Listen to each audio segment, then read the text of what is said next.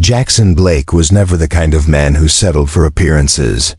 He'd built Skybridge Airlines from a single leased prop plane into a national carrier spanning every major U.S. city. But all that success, awards, record profits, a reputation for service with integrity had begun to feel hollow. For weeks, customer feedback reports had landed on his desk like small bombs. The numbers were slipping. Worse, the comments were changing. People weren't just complaining about delays or broken luggage anymore. They were talking about something deeper, how they felt dismissed, unseen, unworthy. And so on a rainy Thursday morning in Manhattan, Jackson made a decision that would flip the company and his life inside out. He left behind his tailored suits and signature blue silk ties. He left the corner office, the reserved parking spot, the authority that made every door swing open. He became Jim Harper. The disguise, the transformation was disarmingly simple. A mid-priced jacket, neutral slacks, a pair of reading glasses that fogged over in humid terminals, no badge of status, no corporate credit card. Just a boarding pass purchased under his middle name. In those first hours, he felt almost exhilarated. Nobody recognized him. He was anonymous, just another tired man in line, holding a coffee that had gone cold. But anonymity has a cost. The first test started at the Skybridge First Class Lounge in Atlanta. The woman behind the counter, Sarah Jennings, didn't look up for several seconds after he approached. When she did, her eyes flicked from his wrinkled shirt to the worn leather backpack slung over his shoulder.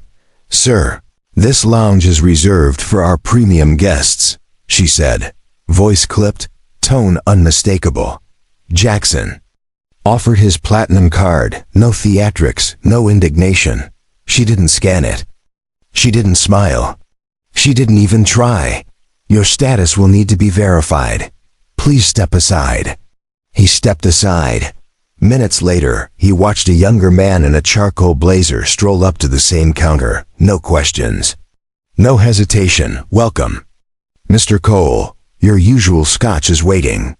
Jackson didn't protest. He didn't correct her. Instead, he pulled out his black leather notebook, flipped to a blank page, and wrote in small, precise letters, "Denied access." No effort to confirm. Appearance judged. Patterns emerging over the next week.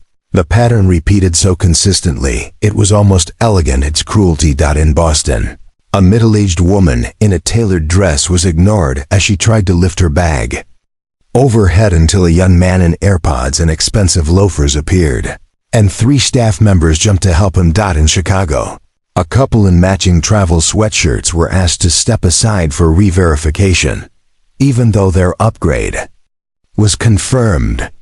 10 minutes later, a man in a navy pullover was ushered to first class without so much as a glance at his ticket. Denver was worse. Jackson deliberately took a middle seat 22B to observe the boarding process.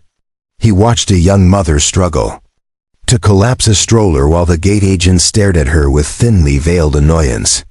But when a man with a designer duffel stepped forward, the same agent practically sprinted to carry his bag. He didn't confront anyone. He just wrote everything down. Page after page. TIMESTAMP. Employee name. Specific quotes. By the 5th day, the truth was undeniable. This wasn't isolated. It was systemic. The moment everything shifted, the final straw came out. A late flight from Denver to Atlanta. Jackson was exhausted. He'd spent the past 10 days in airports, boarding groups, terminal seats no one else wanted. He settled into the back of the plane, notebook in hand. He didn't expect to see Diane Walker, the flight attendant from Denver, board the plane as a passenger. She wore a Skybridge hoodie and jeans, her phone out, thumbs tapping rapidly. He wasn't watching her screen at first. He only noticed when a name appeared: Thomas Reed. Thomas Reed was the regional director over multiple Skybridge hubs, including Atlanta. Diane typed, "Some guy caused a scene at a TL lounge. Looked like a confused professor. We flagged him."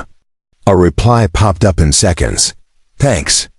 Same protocol it lacks. Re-verify. Random check if needed.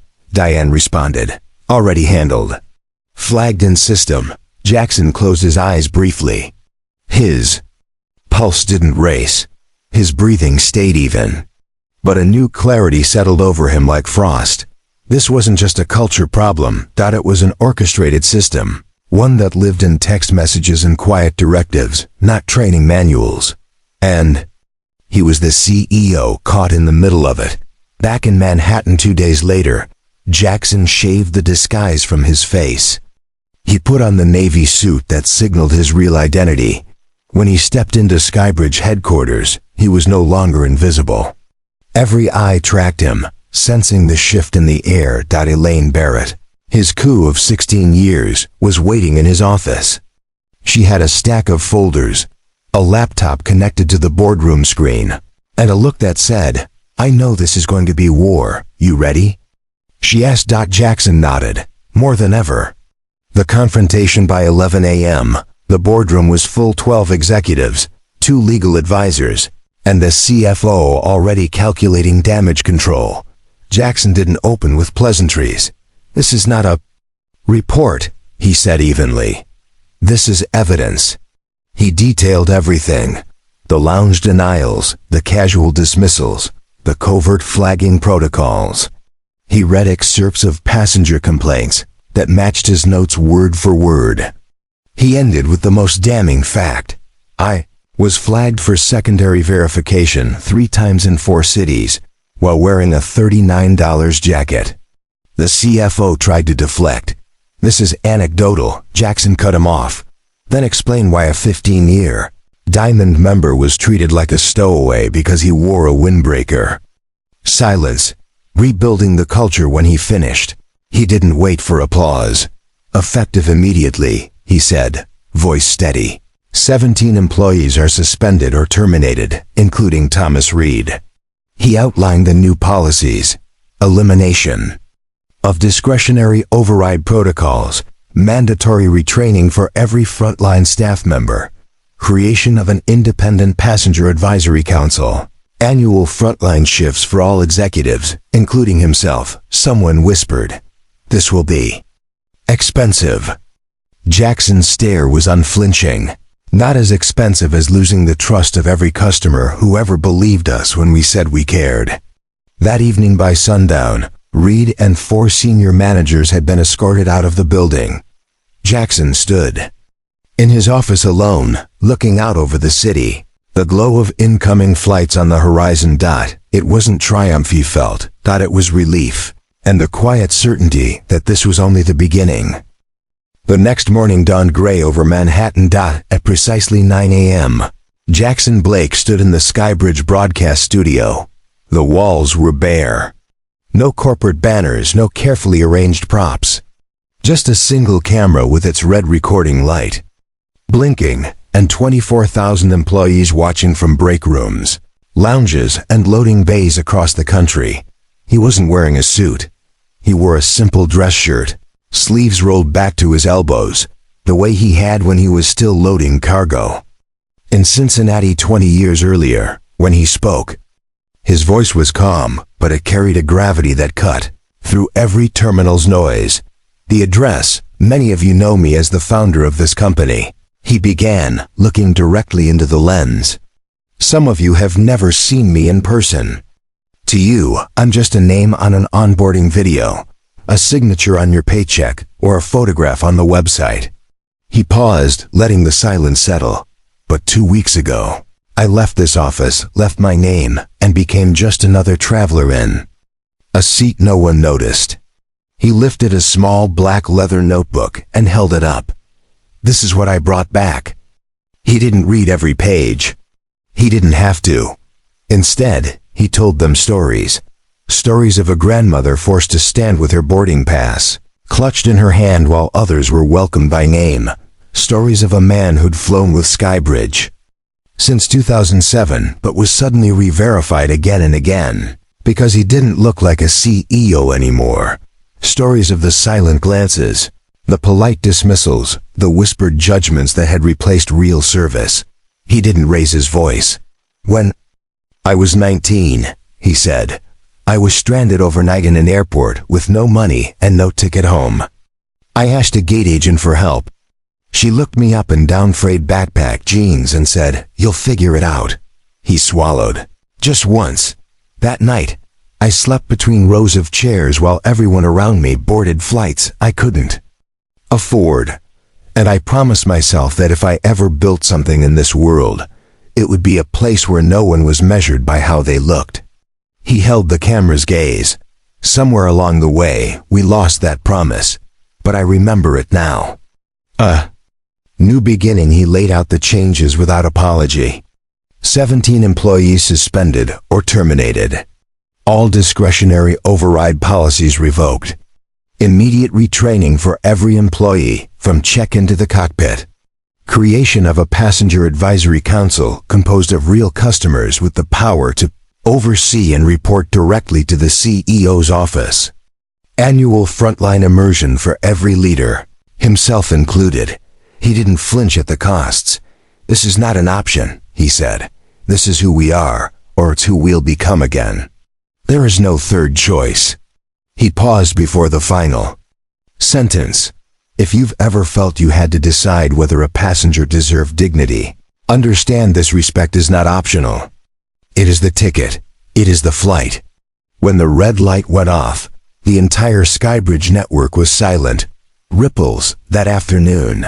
The terminals felt different. At gate C14, the same gate where David Mitchell had been dismissed, a woman in a thrift store coat approached the counter. The agent smiled, checked her in, walked around the counter to help her lift her carry dash on. No one looked twice. The private meeting. A week later, Jackson invited David Mitchell to headquarters. No reporters, no cameras. Just two men and the quiet view of runway stretching to the skyline. "You didn't have to speak up that day," Jackson said. "You could have shrugged and moved on." David smiled, tired but genuine. "All I ever wanted was to matter to the company I gave years of loyalty to." "You still do," Jackson said. "You always did. We just stopped showing it."